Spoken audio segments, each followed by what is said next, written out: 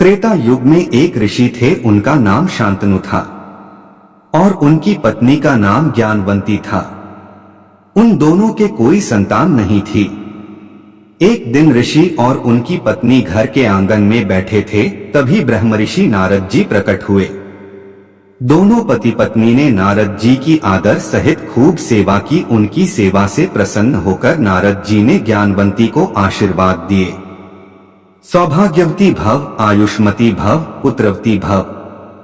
यह आशीर्वाद सुनकर ज्ञानवंती ने पूछा कि है ऋषि, क्या तुम्हारा तीसरा आशीर्वाद भी सफल होगा?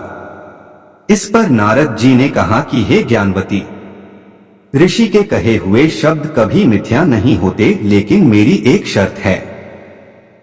तुम्हें पुत्र प्राप्त करने के लिए दोनों को नैमिषारण्य वन में वर्ष तक ब्रह्मा जी की कठोर तपस्या करनी पड़ेगी। तब ऋषि और उनकी पत्नी नारद जी के बताए अनुसार नैमिषारण्य वन में जाकर ब्रह्मा जी की कठोर तपस्या की। उनकी तपस्या से प्रसन्न होकर ब्रह्मा जी ने उन्हें दर्शन दिए और वर मांगने को कहा। शांतनु बोले, हे प्रभु, मुझे पुत्रवान होने का वर दो।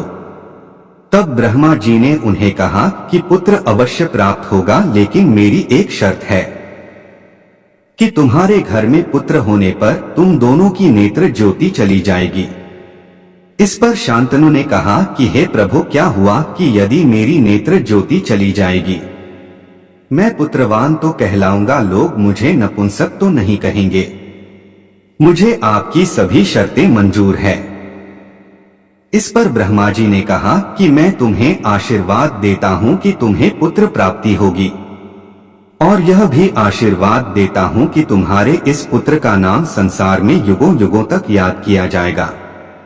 बाद में शांतनु के पुत्र होने पर दोनों माता पिता की नेत्र ज्योति चली गई और वो अंधे हो गए। उस बालक का नाम श्रवण कुमार रखा गया। दोस्तों, वीडियो पसंद आई हो तो वीडियो को लाइक और चैनल को सब्सक्राइब कर लें। कमेंट बॉक्स में जय श्री राम जरूर लिखें।